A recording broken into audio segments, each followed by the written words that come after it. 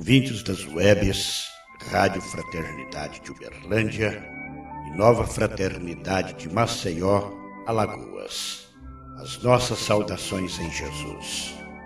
Estamos iniciando mais uma apresentação do programa Grandes Vultos do Espiritismo, um resgate à memória daqueles que muito contribuíram para a consolidação das ideias espíritas no Brasil. Estamos focalizando hoje Camilo Chaves, inesquecível companheiro que prestou relevantes serviços à causa espírita em nosso país, desfraldando principalmente em Minas Gerais a bandeira do Espiritismo Consolador, deixando em nossos corações eternizada sua memória como um luzeiro de conhecimento e bondade. Quem foi Camilo Chaves? Por que seu nome figura entre os grandes vultos do Espiritismo no Brasil?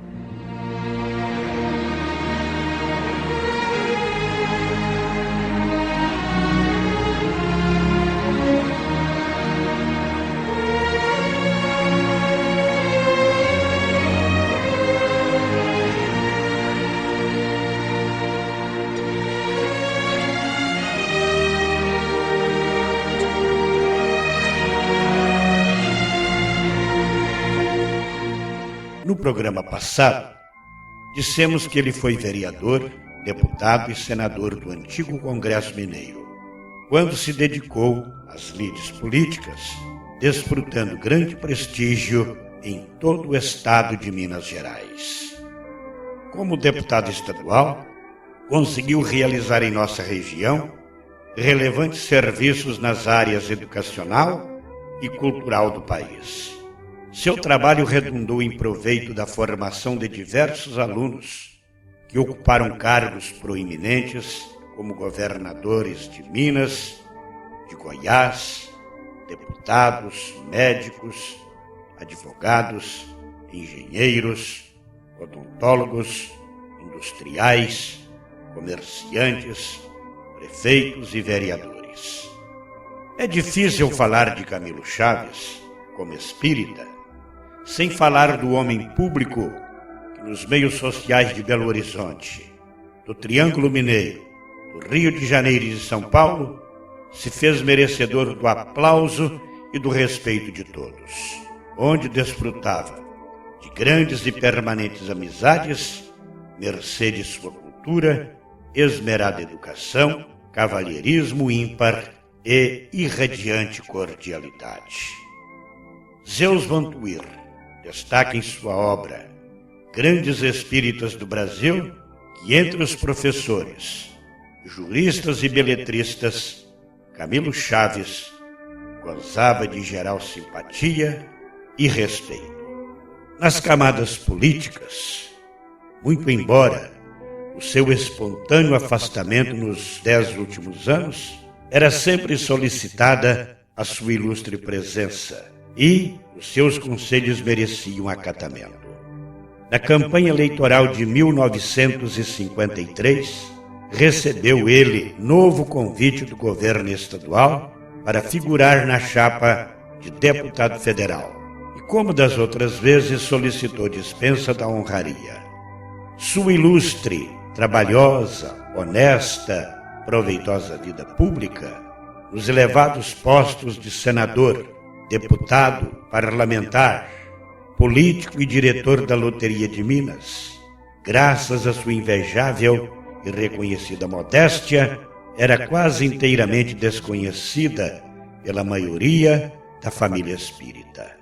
Também, poucos confrades têm conhecimento de suas atividades iniciais de vaqueiro, boiadeiro, comerciante e fazendeiro, embora saibam que ele possuía o título de doutor em filosofia, matemática, ciências naturais e latim, em virtude de ter frequentado e defendido teses na Universidade Gregoriana em Roma, capital da Itália.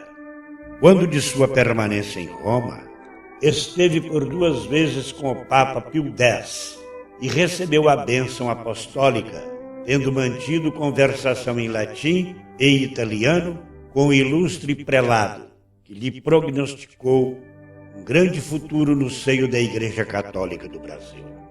Sua benemérita atividade política, educacional, literária, filosófica e religiosa merece biografada. Tantos e tais são os magníficos exemplos de sabedoria e bondade que a distinguem. Por seus gestos, atos e palavras, em todos os setores humanos em que militou, Camilo Rodrigues Chaves foi um roteiro seguro para gregos e troianos, o líder experiente, o missionário por excelência. Suas excelsas virtudes morais, espirituais e intelectuais faziam realmente amado e respeitado por quem dele se acercasse. Grandes vultos do clero foram seus companheiros e amigos. O cardeal Dom Sebastião Leme, os bispos Dom Benedito Paulo Alves de Souza, Dom André Arcoverde, Dom José Tupinambá da Frota e Monsenhor Melo e Souza. Se falamos de Camilo Chaves como homem público, destacando sua enorme atuação na política, na educação e na cultura, vamos falar agora do espírita, notável que sempre foi, mostrando que o verdadeiro homem de bem se revela como tal, em qualquer lugar, seja qual for o meio, o ambiente em que é chamado a servir. Sem dúvida, no meio espírita, a existência do presidente da União Espírita Mineira foi a de um verdadeiro apóstolo do bem e da verdade. Ele sentia no âmago do coração e exemplificava a todo instante as belas e eternas lições evangélicas. Seu coração sempre florido dos mais puros sentimentos, não conhecia o espinho da calúnia e nem o veneno do ódio. Amava e perdoava com tanta naturalidade que muitas vezes nos fazia lembrar o sândalo que perfuma o machado que o fere. Não guardava mágoas e ressentimentos. Não só esquecia, como pedia que esquecessem as restrições que por vezes sofreu de confrades imprevidentes. Graças à fortaleza moral que se refletia em sua personalidade inconfundível, esses próprios confrades respeitavam a sua mansa e austera ação direcional. Do inesquecível líder espírita, se pode certamente afirmar que tinha o coração acima do cérebro e o cérebro dentro do coração. Sabia negar sem ferir, agir sem causar atritos, aconselhar sem ostentação, servir com humildade e perdoar sem ofender, vivendo ardorosamente as lições da Boa Nova. O querido diretor de O Espírita Mineiro dava o máximo de si mesmo diariamente, pregando e exemplificando no exercício da caridade cristã, junto aos encarnados e desencarnados. E ninguém jamais ouviu em queixas, lástimas ou azedumes, graças à elevação de seu espírito e à nobreza de seu caráter.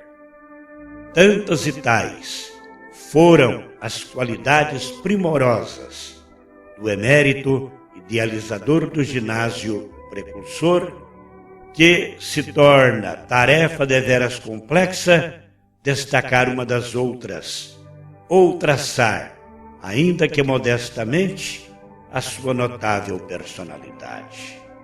Assim, por exemplo, sua humildade. Cristã, essencialmente cristã, essa humildade nunca permitiu que ele rememorasse entre os confrades sua ilustre atuação política, os valiosos títulos adquiridos ou sua importante posição nos meios culturais e sociais. conversava pouco sobre sua pessoa, que para ele tinha pouca importância, como dizia. A bondade do fundador do Cenáculo Espírita, Tiago Maior, representa outra faceta impressionante de sua grandiosa alma. Sabia dar, acolher, concordar e até mesmo discordar, sem causar suscetibilidades.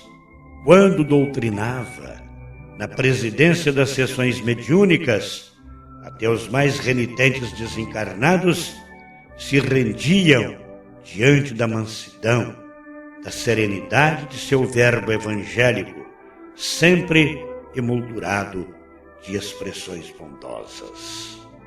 Em nosso próximo programa, voltaremos a falar de Camilo Chaves. As informações constantes deste programa foram extraídas do livro Grandes Espíritas do Brasil, de Zeus Banduil, e também de outras fontes na internet.